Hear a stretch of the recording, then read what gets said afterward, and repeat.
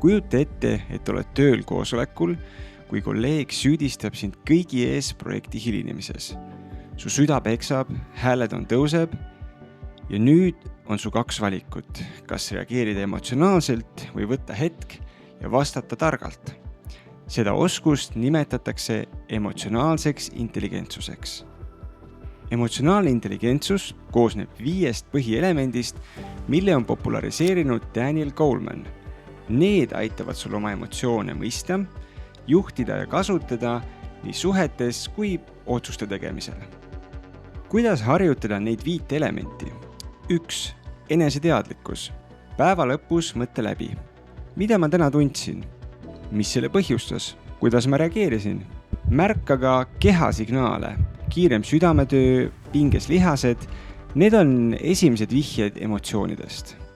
Number 2. Enesejuhtimine. Kasuta ärevas olukorras 10-sekundilist pausi, kus hingad sügavalt sisse välja ja loed mõttes 10, et vii oma tähelepanu ajutiselt ärevalt olukorralt ära. Või siis box breathing ehk kasti hingamise tehnika, kus hingad 4 sekundit sisse, hoiad hinge 4 sekundit kinni, hingad 4 sekundit välja ja hoiad jälle 4 sekundit kinni. See aktiveerib parasümpaatilise närvisüsteemi ja rahustab sind. Number 3.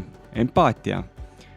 Kuula inimesi aktiivselt, neid katkestamata ja mõtlemata sellele, mida ise järgmisena öelda tahad. Peegelda neile tagasi, mida kuulsid. Näiteks, sa ütlesid, et tunned end ülekoormatuna. Kas ma sain õigesti aru? Number 4. Sotsiaalsed oskused. Ütle iga päev mõnele lähedasele või tuttavale siiras kompliment või tunnustus. Lahenda lahkarvamusi rahulikult, öeldes, ma mõistan su seisukohta, räägime sellest, kuidas saaksime lahenduse leida. Number 5. Motivatsioon. Sea väikesed eesmärgid ja tähista iga saavutust. Asenda mõtted nagu ma ei saa hakkama. Mõttega, see on väljakutse, aga ma leian lahenduse. Miks see kõik oluline on? Inimesed on loomult emotsionaalsed. Meie igapäeva otsused, suhted ja isegi pikaajalised eesmärgid on sageli rohkem mõjutatud sellest, mida me tunneme, kui sellest, mida me mõtleme.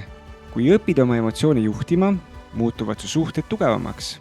Tööelu muutub edukamaks ja sisemine rahulolu suuremaks. Kõrge IQ võib sulle avada uksi, aga emotsionaalne intelligentsus määrab, kui kaua need uksed sinu jaoks lahti jäävad.